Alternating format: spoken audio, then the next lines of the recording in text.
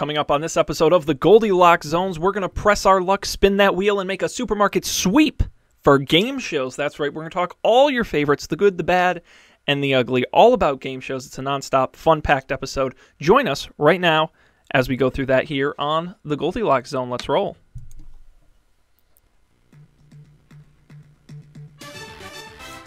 You're entering the Goldilocks Zone, episode number 16, recorded June 17th, 2015. Game shows, deals, wheels, and a supermarket.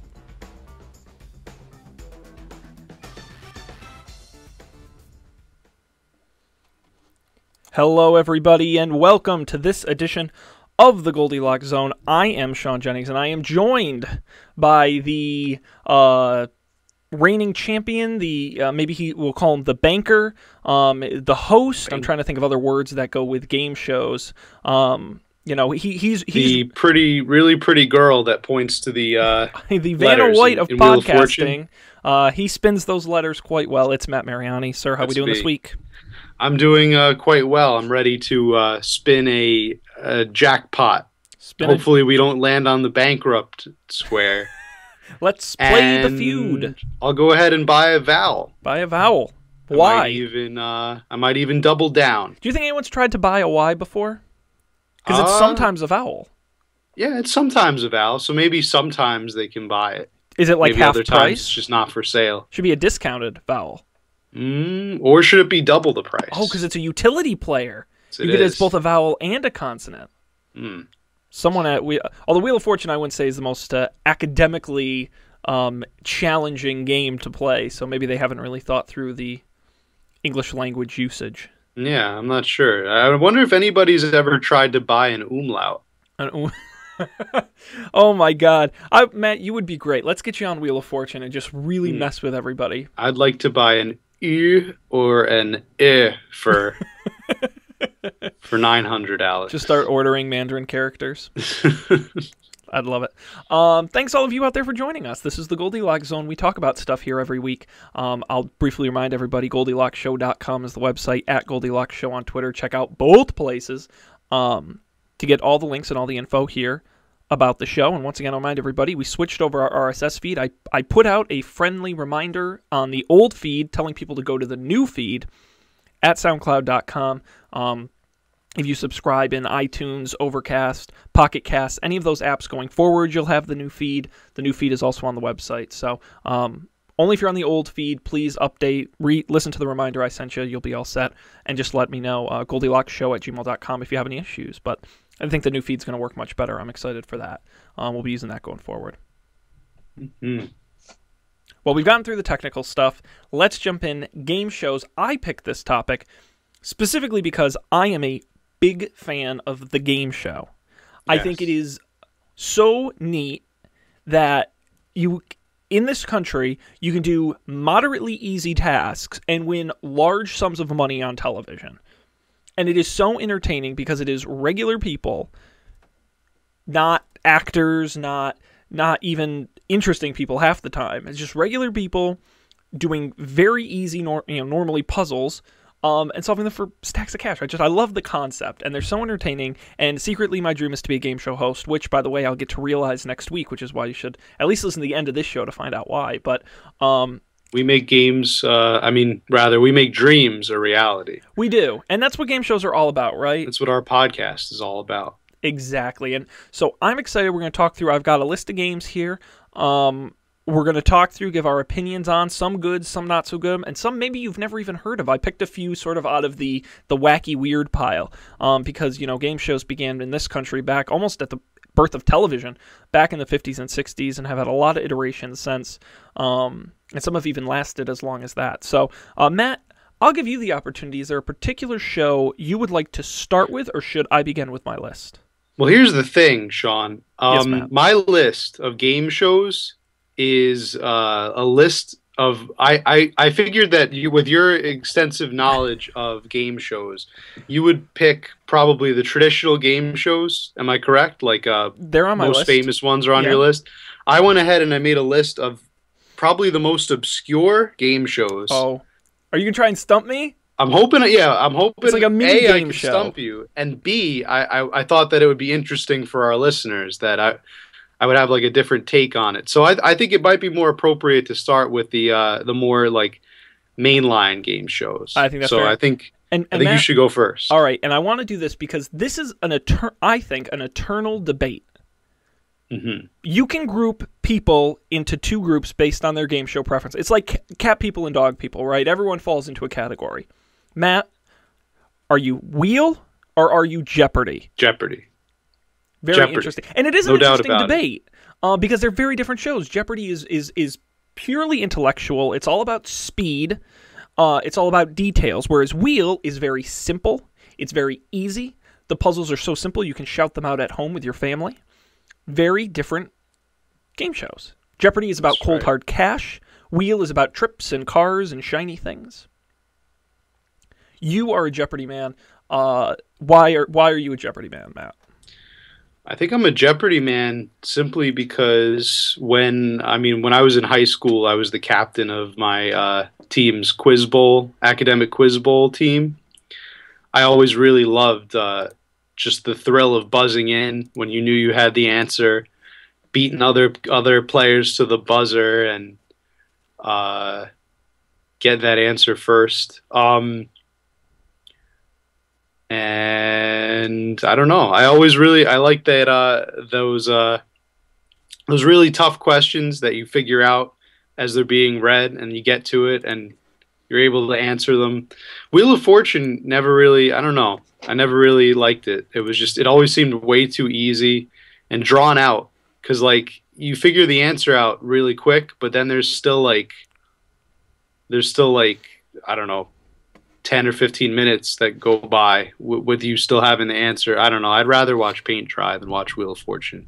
To be perfectly honest. But I guess some people are into it. Some people are into I guess the phenomenon with Wheel, I think as opposed to Jeopardy, is more like people really want to see people watch Wheel for the people, the contestants. I agree. And I think people more watch Jeopardy to play along at home. I mean, with both you could play along at home, but with Jeopardy, it's almost like you could name that answer and you'd seem really smart to all your friends and family if you got it and they didn't know it. And with Wheel, it's more like, well, of course it's that because we all knew it. I mean, some of them are less obvious than others, and it's really impressive if you get it when there's like one or two letters up there. But I think it's more to marvel at like the contestants who like do really stupid things or guess really stupid answers. Whereas Jeopardy, you have that, but it just doesn't really happen so much. I think it's more thought out. Yeah, I would say I'm probably a Jeopardy man, though not exclusively. I share, and I think I'm going to speak on behalf of Wheel. I think the appeal of Wheel is that it is mindless, right? It's sort of a Judd Apatow comedy versus an Adam Sandler comedy. They're both funny to some degree. I don't think there's an argument there. It's very different kinds of humor for very different kinds of people, right? I think some people look at Jeopardy and they say, what's fun about people shouting off facts they know? There's really no game to it. It's just really whoever's faster to the buzzer and knows more things. There's no real sort of... The great thing about Wheel is it takes 5 minutes to solve a puzzle. There's that time element to it. And I think that sort of... Jeopardy is a very cerebral game and it's a very fast-paced game. And I just think it's not as appealing to somebody who, after a long day at work, wants to come home and put on something that's very sort of... very basic and very... doesn't require a ton of thought and just sort of happens. And that's what I really feel like Wheel is. And I find myself, believe it or not, I like Jeopardy, but sometimes Wheel will be on and I'll be watching it and I'll really get into it where it's like this simple word puzzle and you're like, oh my God, what's the word? Like, guess a Y. And I don't know. And I agree. Right. I also think the contestants are very different between the two shows. You watch Jeopardy because the contestants are kind of like awkward and strange in like an off-putting way. You watch Wheel for the not as smart, sort of simple... kind of everyman. Yes. Every person contestant. Again, that's why I love putting these shows side by side, is that they are, in many ways, opposites of one another. Mm. One is the They are very very academic, and one very white collar, blue collar. I mean, they very much fit into those roles. Yeah, I never thought about it like that, but yeah, white collar, blue collar is a pretty good comparison for Jeopardy and your wheel. It's yeah, it really takes two different types of people to appreciate each show um, for what it is. I don't know. I personally never really got into wheel that much. I used to watch Jeopardy religiously growing up. I used to watch it all the time. Uh, but with when it came to wheel, it just wasn't fast paced enough. I think that's really was the biggest turn off. Not only was it like not all that challenging, just didn't move at the same speed at like Jeopardy. It's just rapid fire question after question after question. And wheel, it's a lot more methodical. And like I said before, it's like you're look at that guy's mustache. It's got quite the handlebar mustache there. Um, you're not really rooting for. I mean, in Jeopardy, I don't know if people do this, but uh, you're kind of playing it as it goes along, and in Wheel, you're kind of like, well, that guy's an idiot. Why did he do that? Why did he guess that?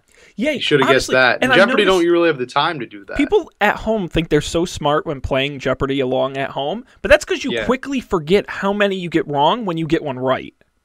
Yeah. Like if you accurately kept score for every time you got it wrong, I guarantee people are not as good as they think. You just don't remember how many you got wrong. That's true. And the other thing about Jeopardy you have to remember is that it's a lot harder when you're under those lights and that pressure. I mean, it's like watching a sport. You know, the athletes are trained so well, they make it look easy. The contestants on Jeopardy, if they miss a question or fumble with an answer or anything like that, you got to remember all those lights are on them, all those cameras are on them. Mm-hmm.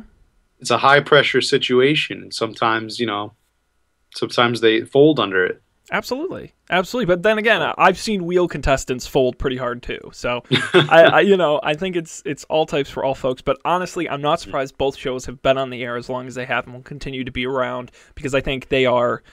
And there are so many game shows that have come and gone where the rules are too complicated, the pacing is off, the hosts don't work. I just think there's something about these two shows that are almost perfect in their formulation for game shows. And that's, I think, why they have such fervent fans, both of them. Yeah. Well, then let's talk the future of Jeopardy when we're on the subject. Absolutely. As you probably know, this is Alex Trebek's last season with the show. They still have not selected a formal replacement, I believe, as of right now. They have. I think there are two front runners that I've heard. Okay. One's an official front runner, the other unofficial. Obviously, the official one being Matt Lauer, and the unofficial being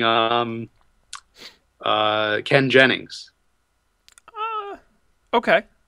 Yes, so those are the two I've heard, and just judging by the verbal reaction, our listeners won't be able to see it, but you need a nerdy host. The verbal eye roll you gave to Matt Lauer. In general, I don't care for Matt Lauer, but you need a nerdy host for this show. Alex Trebek is a likable nerd. For me, Lauer is too polished. He would make a great game show host. I don't think Jeopardy is that game, and that's what's disappointing. I think for me, Lauer is he's just too dull. Yeah, and he's not a really exciting guy, and he's not really a. Yes. Oh, you're still here. Yes, you glitched there for a second, but I don't think we ever lost the connection. I thought my Wi-Fi died. I apologize. Close. It hiccuped. Okay. Wow. All right. Okay. That router upgrade really helped. Yes, the router upgrade saved the day. Thank you, Cisco, and Verizon. So yeah, as I was saying, Matt Lauer is sort of unpolished, almost like my Wi-Fi connection. Mm-hmm. I mean, rather, he's like too polished. He's just not very exciting.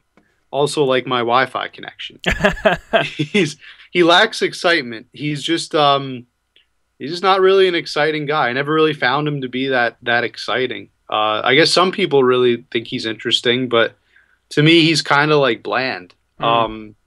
And he seems like he's kind of an intelligent dude, but I think you need somebody with more personality than Matt Yeah.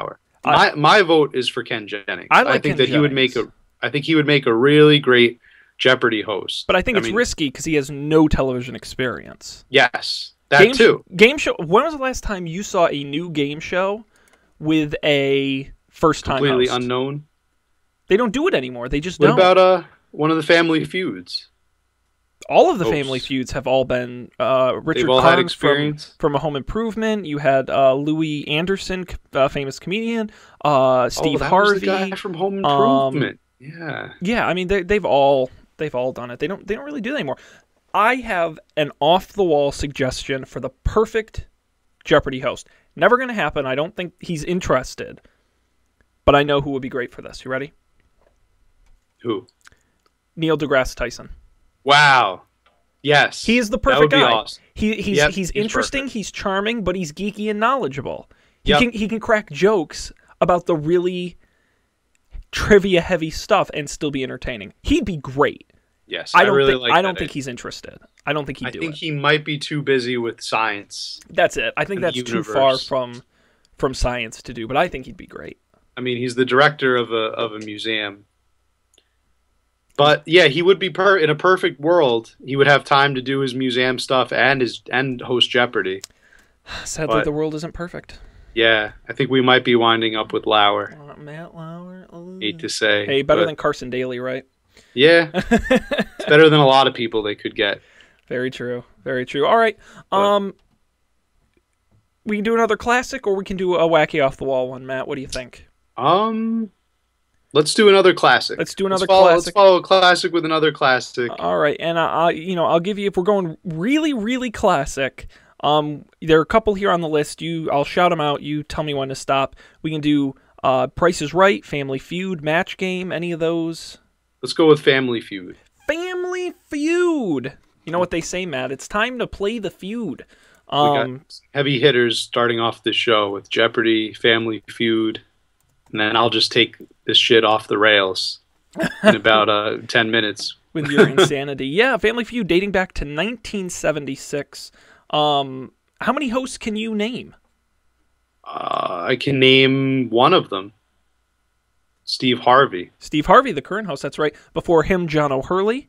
Before him, Home Improvement's Richard Karn. Before him, Louis Anderson. Before him, noted crazy man Ray Combs. And before him, the famous, probably the best or one of the best game show hosts of all time, Richard Dawson.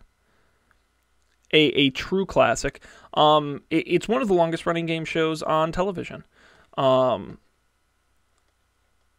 Simple game. You go on with your family.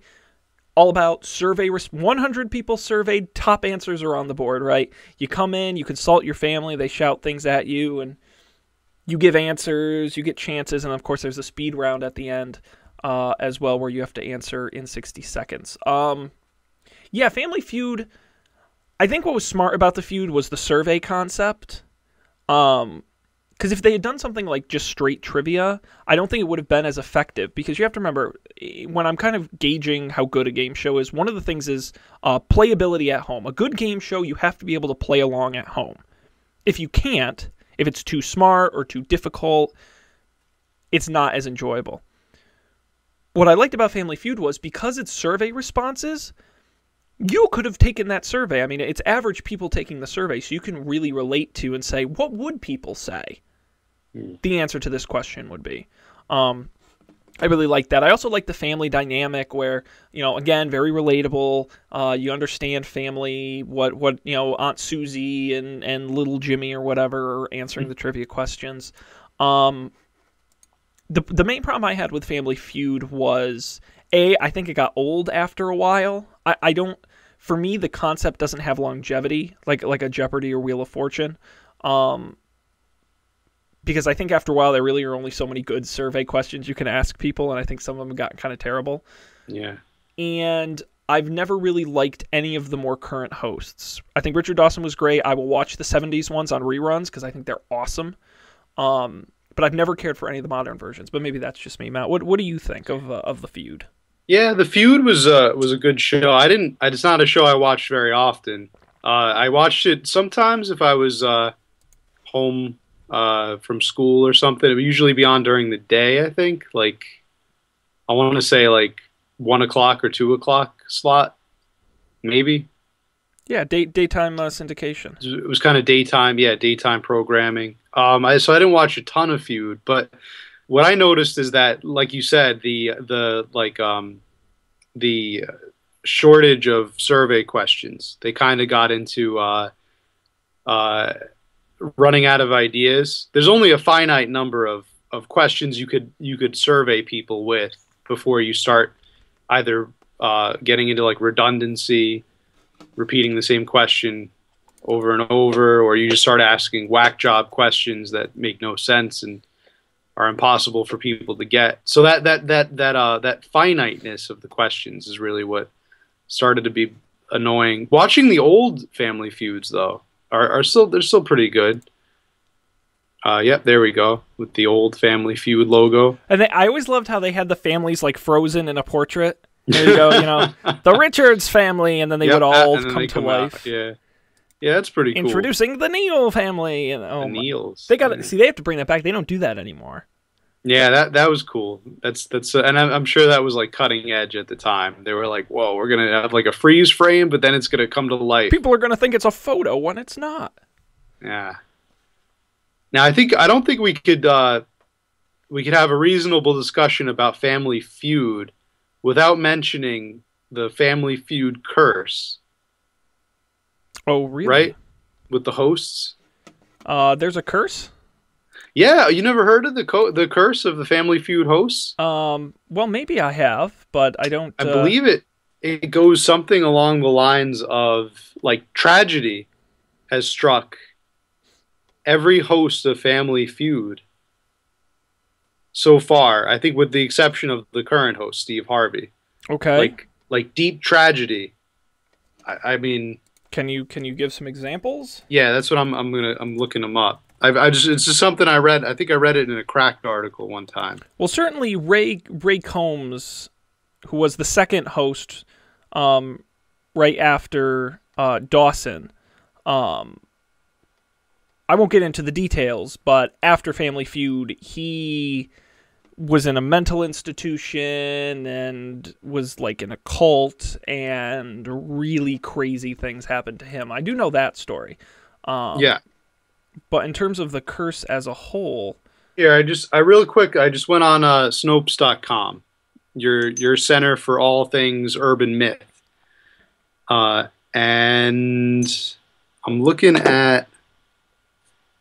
Here, they have a comprehensive list on here. Richard Dawson died from throat cancer at the age of 79. Ray Combs was left in severe pain from an accident and eventually hung himself. Louis Anderson does not appear to have any major issues aside from a blackmailing scandal. Richard Karn is fine. I'm calling BS. This is BS. I'm not buying it. I don't know. Yeah, I don't know. I remember hearing something about a curse, but yeah, I guess everybody's okay. I mean, 79 is like he lived a pretty fulfilling life. Why did people think there was a curse? Who led me to believe there was a curse? Damn you, internet! God. Shame on them. Ah, the internet. The internet lies all the time. They do, don't they? All the time. All right. Well, that's enough of that. Enough of the feud. Let's move on. Matt, what is next? Okay. All right. Now we're ready. We're ready for... I am ready. We're ready to get this crazy train rolling with obscure game shows that I looked up. Okay. Now, originally, my plan was to look up... You have to understand a little background of what I was doing in my research. I was going to look up a list of the dumbest game shows. But what I actually wound up finding is that some of these, like, what were perceived as dumb game shows seem like really cool ideas that just were not were not meant for television. Such as the first example that I'm going to come out with, and I'm gonna start out with my favorite on this list. Like I would watch this show every night if I could. The Okay. show is called Amnesia. It's Am spelled amnesia, but the S is a dollar sign. Oh, I see Okay. what they did there. Yes, like Kesha, exactly like Kesha. So amnesia or amne dollar sign IA was a show that was I remember syndicated in 2008 for NBC. It was very short lived. So basically, what the concept of the show was that players competed for a cash prize of $250,000, and they would ask each contestant really obscure questions about their lives, things that like you'd probably never remember. I mean, some things. I think it was one of those things where they started out easy and progressed to make them harder and harder. So, for example, they would say, "What is the name of your childhood pet? What street did you grow up on? What is your social security number?" No, they didn't ask that question. But it would get more and more obscure. So it would start getting like, who was the first friend you ever made, and like, what is his middle name? Or it would be like, what it'd be like, what who was your mailman? What was the name? What was your mailman's name? And then I think I would probably just progress to the point of like annoyance, to the point of like, well, how the hell am I supposed to even know that? Like, who was that guy you met on the street 13 years ago? I don't think they would get that obscure, but I don't know. It seemed like it's a cool idea. I'd watch it. I'd probably watch a couple episodes of Amnesia. The problem is this show came out remember Deal or No Deal? Nobody was doing primetime game shows. Nobody. Right. Deal or No Deal comes out, everyone starts doing primetime game shows. Big glut of them, a lot of them sucked. This sort of, I think, fell by the wayside. The other thing I point out, it's a Mark Burnett show. Now, I don't know if you're familiar with Mark Burnett, the creator of Survivor, The Apprentice, most television you watch these days. He's created a lot of really terrible game shows, and they usually tend to be very exploiting, in a number of ways. Yeah, I don't, put it this way. He also came up with a TV show called My Dad is Better Than Your Dad. Oh, that was the next on my list. Yes, that was Mark Burnett as well at the same time. All right, let's jump right into that one. Absolutely. Where fathers of kids compete against each other. I'm hoping that we have some video footage of that, or can get some. I'll start looking. In the meantime, I'll just quickly synopsisize it. It won't take that long, because the title pretty much says it all. My Dad is Better Than Your Dad, also from 2008, also from NBC. In this gem, basically kids and their dads. There it is. I actually remember watching this show, which is the weird thing. I think you were the only one. Yes, that guy in the red shirt. I remember him. I remember him well. I remember his face. I do. I remember this show. My Dad is Better Than Your Dad. Basically, you had these dads and their kids all competing against each other in wacky Japanese-esque games, like the Japanese game shows with the craziness. And yeah, that was pretty much it. It was very short-lived. I think it was only around for one season. What I love about this show is it's when you're watching a movie and they have to list a bunch of fake TV shows that sound real. Yes. Or they're making a commentary from the people on who brought you. Yeah, or the commentary on how terrible television is, so they have a list of really stupid shows. Mm-hmm. My Dad is Better Than Your Dad. Absolutely sounds like a fake show. Yes.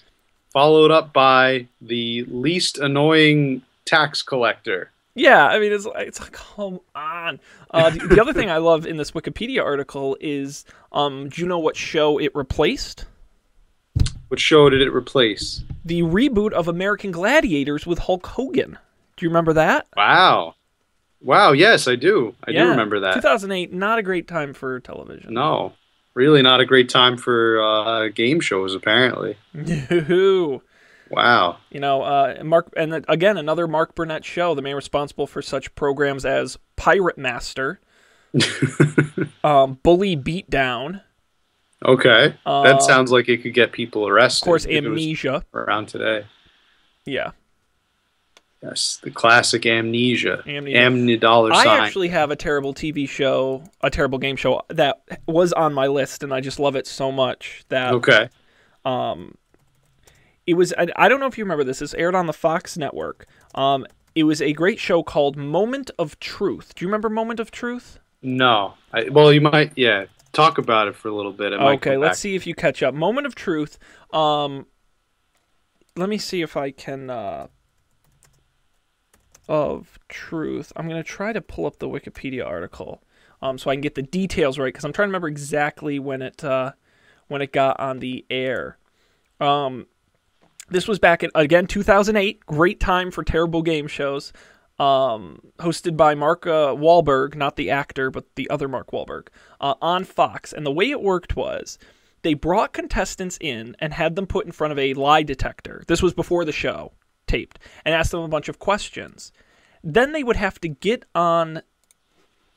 They would have to get on the game and admit the truth that the lie detector already knew. So it would Yes. be really embarrassing questions like, have you ever cheated on your husband? And because they did the lie detector ahead of time, Yep, they I knew do the remember answer. this. If they answered truthfully, they got money.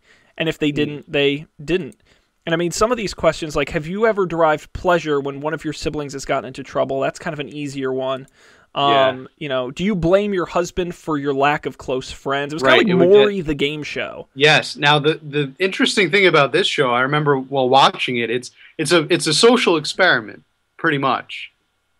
Like I'm sure case studies could cite this show as evidence. And I'm sure they have. It's like a psychological, sociological study of just how people would behave in these situations. It's a very cerebral like show when you think about it because these people are put into situations where they either have to answer truthfully for a cash payout, or continue with what could be a lie and denying a large sum of cash. Yeah. And it's really almost like it's like a It's Orwellian in my opinion. It sounds like a like The Running Man, kind of post-apocalyptic, like all humanity has lost all sense of itself and is now just doing terrible things for pure pleasure.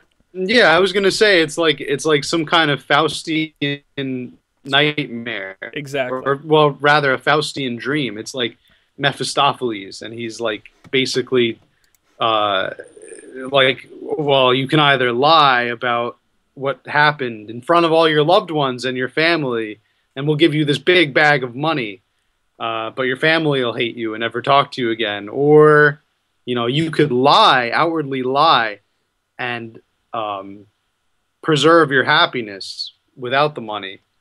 It's interesting. It was really interesting to watch, to see, because some of those questions got there was a woman, really personal. There was a woman who admitted to cheating on her husband. Yes, I remember. Famously. I remember that one. I think that was like the season finale. Yeah, and what's actually fascinating is there was a third season they taped that never aired for some reason. And I'm reading here, someone actually managed to answer all 21 questions truthfully for $500,000.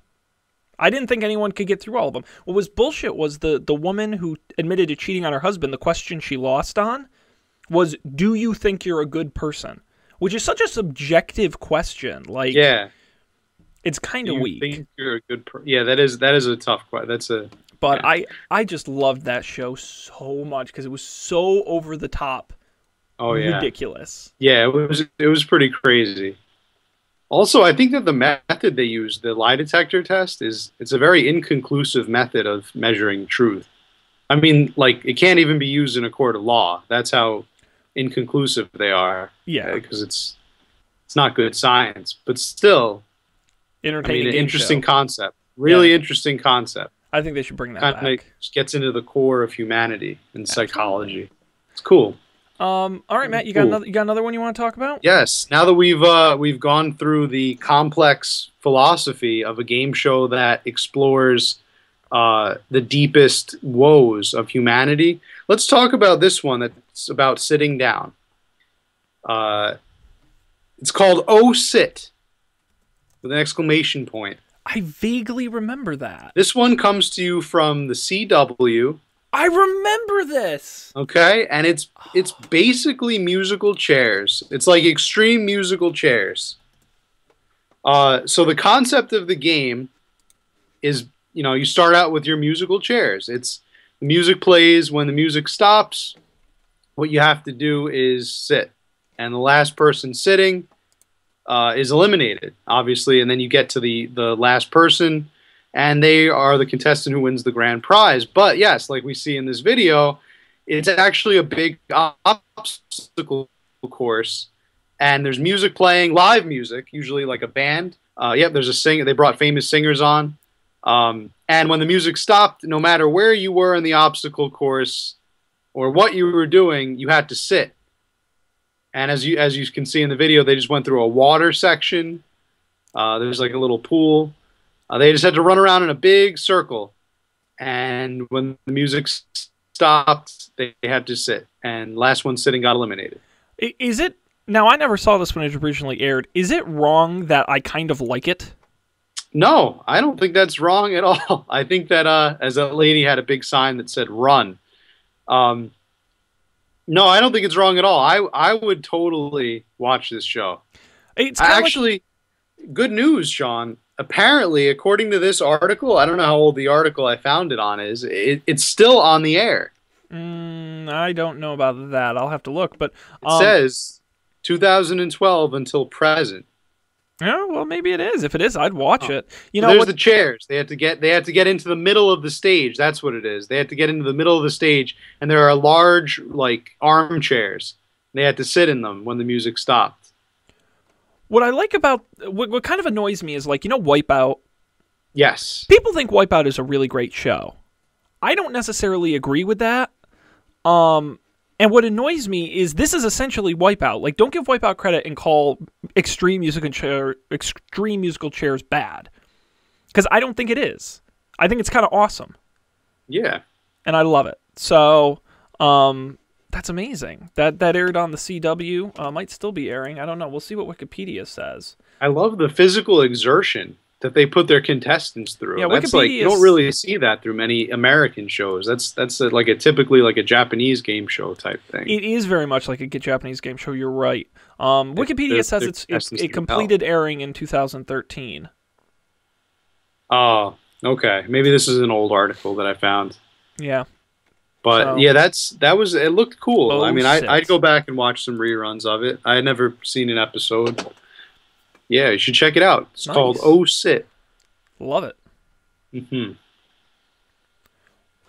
Yes. The extreme musical chairs. Extreme musical chairs. Matt, I have a game show that we can talk about. I'm actually really enjoying talking about terrible game shows.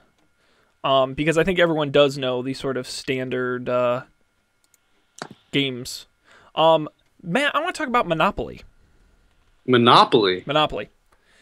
Now, I know what you're thinking. Wait a minute, Sean. I thought you said we were talking about game shows. That's a board game. Monopoly is clearly a board game. What are you trying to pull? Matt, what if I told you in 1990 they had 12 episodes of Monopoly, the game show?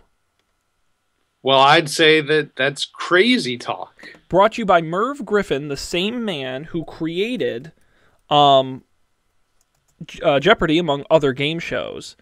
Brought you Monopoly, the game show. Now, you can go, there are old episodes on YouTube, and I actually highly recommend you go and watch one, because I cannot do it justice in trying to explain the insanely complicated and elaborate rules that facilitate how the game show Monopoly works. It is by far the most complicated game show I've ever seen. Really? So, it's like the first part of the game, it's 3 contestants. The first part of the game, you have to solve these little word puzzles. And you go around the board, and if you get the question right, you get the space you're currently on. So you go just like the Monopoly spaces all the way around. Once you get through 3 of them, you then compete against the other people who own the other spaces in your sort of 3 or 2 to get the Monopoly and get all 3. Then you work your way around the board. And honestly, it's so freaking complicated. And then there's like you win money for each one you get right. And then you can bet money. And then if you make it to the final round, you get to roll dice and go around the board, but there are hidden things, and you get money depending on how far you get, but you have to earn the spaces before you can go around. Like, I cannot begin to explain it. You really need to sit and watch an episode of the Monopoly Game Show, but it is based on the board game and uses the actual board to take care of that. So... That seems unnecessarily complicated. 12 episodes of Monopoly, the game show, and I'm not surprised that... But then again, I mean, when you have a Monopoly, the game show, it's not like you could just have a bunch of people playing Monopoly and then televise it. I don't really know who would watch that. I just think it was a flawed concept to begin with. I don't think you can turn Monopoly into a game show. I'm sorry. That's like turning Chutes and Ladders into a game show. But then again, they said you couldn't turn Monopoly into a movie. Now here we are, on the verge of the rumored Monopoly movie that has been rumored for decades. Yeah, we're on the verge of it happening. Yeah, I'll starring believe it when I see it. Mel Gibson as the top hat. The other thing I'll point out too is they made a Scrabble game show. A Scrabble game show. Yes, I have heard of the Scrabble. Ran for 6 years, so not the first. They made a Yahtzee TV show as well. I think but I think both of those, and Boggle too. I think both of those kind of they lend themselves to like the spirit of a game show. Like you could totally have a Trivial Pursuit game show. They did that. It'd just be like it'd be like Jeopardy. But every time you got a question right, you got a little pie. You got a slice of pie. Monopoly broke one of the core rules of a good game show, which is it's too complicated. Yes. You can't. I think when you... And to get it all done in half an hour, it is a breakneck pace. Like, it is so fast because they have to cram so much in half an hour. It's incredible. When you manipulate the rules, like the original rules of the game, and like just change all the fundamentals of the game, then you're creating like a monster. Yeah. That's kind of what they did. They made like a monster. It never quite worked right. So anyway, honestly, go spend a half hour of your life and watch an episode. You will not be disappointed. Matt, we have time for one more game show now. I do have one on my list I wanted to talk about, but if there's one you're really excited for, I'm willing to put it aside. No, I was really excited for that Wheel of Chairs. I actually got through both of the ones I was kind of hoping. It's been a long day. The chairs with the sitting down, the musical chairs. There we go. You sound like Bill Cosby. The chairs with the sitting chairs down and the sitting and the music, and it's playing, and the kids are all having fun with the. I drugged all of my actresses, and now I'm in prison. Such a hip reference. So I want to talk about probably one of my favorite game shows. Not the best game show, but one of my favorites, right? And that has to be Supermarket Sweep. Whoa! I love Supermarket Sweep. A game that ran from, there was the 60s version, but we won't count that, from 1990 to 2003. Hosted, of course, by David Ruprecht. Great game show host. What a great game show that was. Such an American game show, right? Unbridled consumer capitalism at its consumerism, finest. The game show. Wow. You won really based on knowing brands and slogans. Yes. And the culmination of each episode was a mad dash to grab as many material goods as you could possibly shove in your cart in the shortest amount of time. Mm-hmm. That was the object of the game. I absolutely love it. But you know what? I enjoyed the hell out of it. I used to watch it. This game show happened to be on, I think, right when I came home from school every day. And I'd flip it on. And I loved watching this show. And I can never really explain why. Like, I wasn't really... Well, let's go. So then let's go back to what we talked about makes a game show good, right? Playability at home. brands of shampoo and spaghetti and whatever else. You can do that, right? It's fast-paced and exciting. The sweep was honestly the best part. The trivia was good, but it was all about the sweep. And it's very fast-paced. It's very kind of heart-pounding. You're like, are they going to get done in time? It's TV you can shout at and like get involved with. It had a strategy, but a strategy that was crazy easy to understand. The prizes weren't huge, so there wasn't a big production value. Yeah, I think the speed really had a lot to do with it. It really had a lot to do with maintaining your interest. It really was. It was great for a younger audience. And one thing I give Supermarket Sweep for credit, just as being like a TV nerd, is the way they shot it. Like actually having the cameras chase people up and down the aisles as they completed the sweep it was like a reality show. It was kind of like this. It felt like you were there. Every other game show on television is a camera on a tripod that shoots you standing at a podium. And Supermarket Sweep, I think, really broke that mold. Yes. Personal like camera teams following each contestant. It felt like you were there. It was so dynamic, and they had the music going with the announcer in real time. Yes. I could just talk for hours about how much I love Supermarket Sweep because it's just such a fundamentally exciting American 90s game show. Now, you do know that Nickelodeon had their own equivalent of Supermarket Sweep. Now, which are you referring to? Because I think you could be referring to one of two things. I'm referring to it was in cooperation with Toys R Us. And basically, the kids had to run through a Toys R Us. It was like a Toys R Us shopping spree or something. Yes. They ran through the Toys R Us, and they had to grab as many like toys or what have you, throw them in their cart. It was exactly the same thing as Supermarket Sweep, but in a toy store, in a Toys R Us. I don't remember what it was called. I think it was just you're thinking of the Super Toy Run. Okay, the Super Toy Run. That's what it's called. Yes, and they got to, and actually, it's so funny that you bring this up because I was reading a week or two ago. If you've ever been to the AV Club, which is a website all about media, but they have this series where they interview experts on certain topics, like people who were there, and they interviewed two kids who went on the Nickelodeon Super Toy Run. And it was all about the behind the scenes of how they won and what was, like the kids got to walk around the toy store the day before and essentially point out what they wanted. And so they put them in places so the kids could grab them. That they really did get all the toys they grabbed. Wow. And all that kind of stuff. So actually it's an interesting article. I thought that's something that I wondered about. Like, did they actually get to keep all of them or did they get shafted out of them?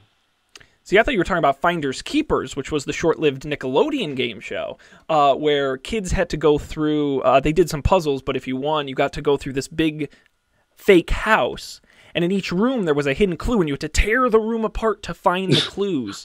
I thought in similar fashion as Supermarket Sweep, where it was very dynamic and them tearing stuff apart, hosted, of course, by Larry Toffler. Okay, anyway, a bit of a non sequitur, but Matt, outstanding. I think this was a wonderful discussion on the amazing world. I will forever espout my love for the great American institution that is the game show, whether it was the quiz shows of the 50s, the celebrity games of the 70s, the bright games of the 80s, the sort of slower games of the 90s, or the flashy primetime games of the new millennium. I love me some game shows. I can tell this is a subject you're very passionate about. It's interesting. What am I going to do? We appreciate all of you. We hope all of you out there appreciated this and enjoyed it as much as we did. Now, Matt, we once again pushed it to the back of the show. We have to do last week's question. We totally forgot to answer that. We totally forgot. I blame myself. We have to talk oceans again. If the oceans could be personified, which ocean would you want to meet? I will volunteer to go first because I actually prepared. And I'm going to take an answer I don't know if you'll agree with. All right. I would like to meet the Atlantic Ocean. Now, you may say, Sean, that's the most boring of oceans. Why would you want to meet that ocean? Well, I'll tell you why. Because a lot of really great history happened in the Atlantic Ocean. The Atlantic Ocean was sort of the epicenter of the world for a very long period of time. at least a period of time I'm interested in. I think I think the other oceans would be more unappealing than the Atlantic. The Pacific would be kind of big and cocky because it's the biggest ocean. It's got the biggest ditch in it. The Arctic Ocean would be kind of just cold and rude. I just think the Atlantic Ocean would just be kind of average, and I'm okay with that. I appreciate that. I feel like it would be a little British, maybe. It would be your British pal you could hang Have around a little with. accent, maybe? A Yeah. little British accent. Yeah, absolutely. And you can hang out with your British pal, the Atlantic Ocean. So that's going to be my pick. Matt, what say you? Oh, right. I totally, as soon as I thought of my answer for this question, I knew immediately the ocean that I'd like to meet. That's the Pacific Ocean. I'd absolutely like to meet the Pacific Ocean because I think that the Pacific Ocean would be very, very chill. I think he'd just be like this really chill, like surfer dude. Yeah, they're Hawaiian surfer type. Yeah, and he would probably be very zen. I think because he's also he also permeates Japan, China, and all of Asia.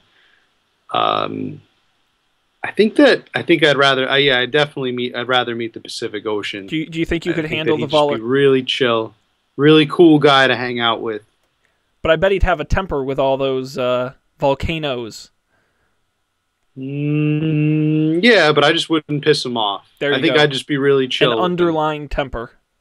I think I just really, I'd like to hang out with the Pacific Ocean. Nice. The chillest ocean. Nice. All right. But not the chilliest ocean. No, that's probably the Arctic. Yeah, the Arctic Ocean, I imagine, would be some kind of like weird, really reserved, like Russian spy. Well, I was going to go with like hiding a lot of secrets. Because it is Russian. hiding a lot of secrets. Yes, I like that. Russian. And definitely would be a Russian. Yeah, it would be like a sneaky ocean. I'd not like to meet do not trust the Arctic Ocean. The Arctic, rather, yeah. Well, Matt, I would not trust them. We have a question for next week. I came up with this. Game shows have been around a long time, and they have given away all kinds of prizes. Mainly cash, some cars, some trips. Hell, if you want the prices right, you can win a refrigerator or a golf cart or an RV. My question for next week is create a game show prize you've never seen before that you'd like to win. So I don't want a punishment type of prize. I want a positive prize you'd like to win, but it has to be a new idea that hasn't been done before. And bonus points if you can come up with a game to go along with it. Because sometimes the prize is directly correlated to the game. So you might have to do both. But I'd be curious to see, create a game show prize you've never seen before that you'd like to win. We want your answers at Goldilocks Show on Twitter and GoldilocksShow@gmail.com. Matt, now is the time where we preview next week's show. And I am over the moon excited because we're breaking the format. Not that we have one, but we're breaking the format, and we are doing our own. We just passed judgment on a number of game shows. So now we have to live up to the standard we have set and host our own next week on this very program. The Quiz Zone will be here, and we are going to have, and I will be hosting, and we will have what we'll call the reigning champion, Matt Mariani, our quiz leader, facing off against a special guest. We've confirmed him. He is computer programmer extraordinaire and co-host of the Don't Panic podcast. He will be here to face Matt. That is Colby Rabidou. And I'm very excited for this head-to-head matchup. I've got a number of questions set. Only one can emerge victorious. They all have to do with computer programming. That's the twist, right? Matt, do you have any fighting words you'd like Colby, because I know he listens, or anything you'd like to tell Colby? I do. All right, Colby, are you listening? Because here's what I have to say to you. System.out.println, quotation mark, Matt is going to bring it next week. Close quotation mark, caret int sign to the square power equals line end // r / 101001. I'm going to assume those are fighting words, because I think you might have just said a bunch of gibberish, but nonetheless, yes. It is on officially. Be back here next week. GoldilocksShow.com and at Goldilocks Show on Twitter is the place you can find them. And, of course, subscribe to us. iTunes, all of those great apps I listed before, SoundCloud.com, and, of course, at the website. Matt, any parting words before we leave for the evening?